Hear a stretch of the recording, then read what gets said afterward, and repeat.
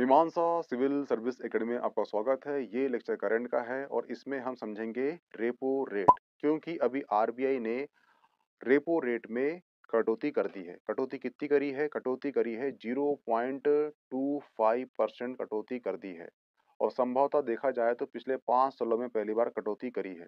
ठीक है, अब कटौती क्यों की है वो समझेंगे, उसके पहले समझ जाइए कि रेपो रेट होता क्या है। रेपो रेट यह ब्याज की वह दर होती है जिस दर पर आरबीआई से वाणिज्य बैंक पैसा उधार लेता है। अगर वाणिज्य बैंक को आरबीआई से पैसा उधार चाहिए तो जिस रेट पे लेगा वो रेट को बोलते हैं रेपो रेट। हुआ क्लियर? ठीक है। अब रेपो रेट कम क्यों की है ये समझने के लिए आपको एक एग्जाम्पल समझना पड़ेगा। सबसे बड़ी बात तो ये है कि बैंक करता क्या है। ठीक है, ये वाणिज्य बैंक करता क्या है, तो जिस प्रकार से एक दुकानदार होता है, दुकानदार वस्तु लेता है और वस्तु बेचता है, उसे जो लाभ प्राप्त होता है उससे अपना घर चलाता है। उसी प्रकार से जो बैंक है, बैंक भी जो है मुद्रा के थ्रू मुद्रा बेचती है, मुद्रा लेती है और जो ब्याज होता है उससे वो धन कमाती है। जैसे कि एक मोबाइल शॉप वाला होगा, दुकानदार है, मोबाइल शॉप वाला दुकानदार जो है, एक मोबाइल लेता है 10,000 का। हुआ क्लियर? और वो 10,000 का मोबाइल लेता है, उसे 11,000 में मोबाइल वो बेचता है। 1,000 का उसमें लाभ होता है, 1,000 का उसमें मार्जिन है, 1,000 का उसमें ला प्रॉफ़िट है। और इस प्रॉफ़िट से अपने आप को मेंटेन करता है, अपना जीवन जो चलाता है। ठीक है? यही सेम चीज़ होती है बैंकों में, बस बैंकों में इतनी है कि वस्तु नहीं होता, यहाँ पर मुद्रा होती है। मुद्रा के माध्यम से वो लेन-देन करता है, उसे बेचता है, उसे लेता है। उस माध्यम में जो भी पैसा उसे ब्याज के माध्यम से मिल जाता है, उससे अपना वो बैंकों का जो एम्प्लॉयी होती है, उसका जो सर्विस होती है, उसका जो रिस्क होता है, उसे मेंटेन करता है। हुआ क्लियर? ठीक है। जिस प्रकार से बैंक कहता है कि अगर आपके पास पैसा है, तो आप बैंकों में जमा कर दीजिए, आपको उस पैसे के एवज़ में हम 7% इंटरेस्ट रेट देंगे, 7% आपको ब्याज देंगे। ठीक है? और ये भी कहता है कि जैसे लोन चाहिए, कार लोन, घर लोन, उद्योग के लोन चाहिए, उस लोन के माध्यम से हम उसे लोन देंगे, ठीक है?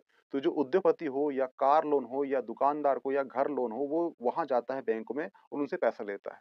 अगर आप बैंकों से ऋण लेंगे, तो बैंक आपको 10% ब्याज पर वो ऋण देता है और यहाँ पे जो पैसा रखे हो आपने, आपको इंटरेस्ट रेट दे रहा है 7%।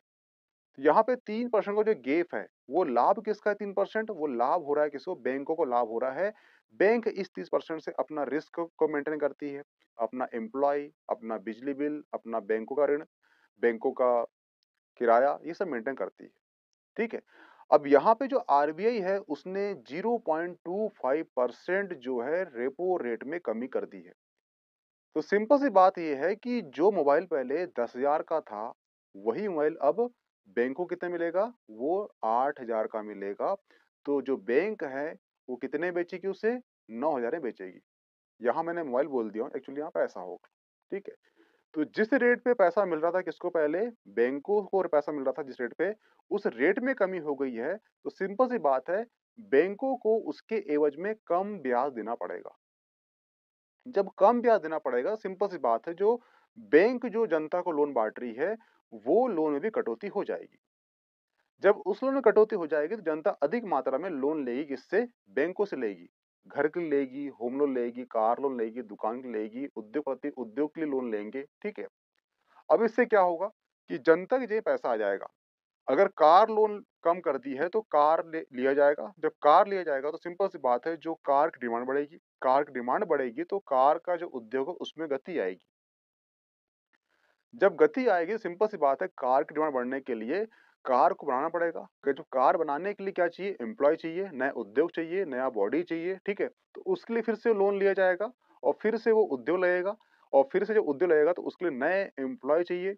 जब नए एम्प्लॉयी चाहिए, तो रोज़गार नए लोगों को मिलेगा। जब नए लोग को रोज़गार मिलेगा, तो सिंपल सी बात है कि उनकी जेब में पैसा आएगा और वो नए लोग क्या है, वही वस्तु लेंगे बाज़ार से। तो बाज़ार में इससे गति आएगी, आर्थिक वृद्धि तेज़ी होगी। पहले सिंपल सी बात देखा जाए तो रेपो दर के माध्यम से आरबीआई जो है तरलता को नियंत्रित करती है। हुआ क्लियर? ठीक है। अभी वर्तमान में आरबीआई ने 0.25% की कटौती कर दी है। अभी कटौती क्यों की है, इसके पीछे रीज़न क्या है? तो जो आरबीआई है, आरबीआई ने ऑब्ज़र्वेशन किया था कि जो कई सालों से जो महँगाई दर है, उसमें वृद्धि नहीं हुई है, यानी ये नियंत्रित है। अब नियंत्रित है तो अगर हम वर्तमान में 0.25% रेपो रेट कम करते हैं, अगर हम वर्तमान में 0.25% अगर हम रेपो रेट में कमी करते हैं तो इसमें जो वस्तु की जो महँगाई है उतनी अधिक मात्रा में नहीं होगी। हुआ क्लियर? और दूसरा ऑब्जर्वेशन आरबीआई ने ये की थी कि जो मार्केट है, जो बाज़ार है उसमें सुस्ती बनी हुई है। अब सुस्ती बनी हुई है तो उसके लिए क्या चाहिए? उसके लिए मार्केट में डालना पड़ेगा पैसा। पैसा कहाँ से डालेगा? वो आरबीआई डालेगा। आरबीआई कैसे करेगा? आरबीआई रेपो रेट कम कर देगा। जब आरबीआई रेपो रेट कम कर देगा तो सिंपल सी बात है जो वाणिज्य बैंक है वो आरबीआई से पैसा लेगा। सिंपल सी बात है वो पैसा अपने पास रहेगा नहीं। वो पैसा जो है ब्याज कम कर देगा तो सिंपल सी बात है जिस लोगों को कार लोन, होम लोन या उद्योगपति लोन चाहिए वो उससे लोन लेगा, ठीक है? जब वो वाणिज्य में से पैसा लेगा तो वो पैसा कहाँ चल जाएगा? वो चल जाएगा मार्केट में चल जाएगा। तो पैसा कहाँ चल जाएगा? वो चल जाएगा उद्योगपति में चल जाएगा।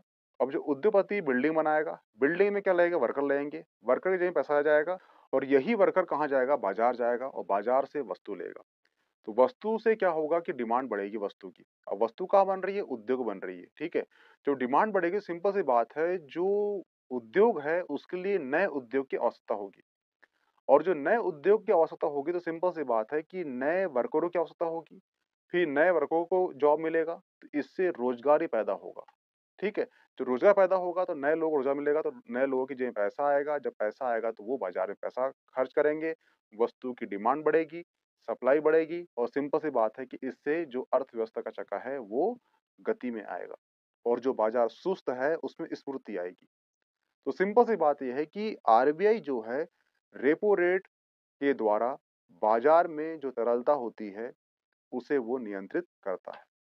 हुआ क्लियर? ठीक है। तो आई होप कि आपको समझ में आ चुका होगा कि रेपो रेट क्या होता है और आरबीआई ने वर्तमान में रेपो रेट में कमी क्यों की है। हुआ क्लियर? मिलते हैं नेक्स्ट टॉपिक में। Okay, thanks.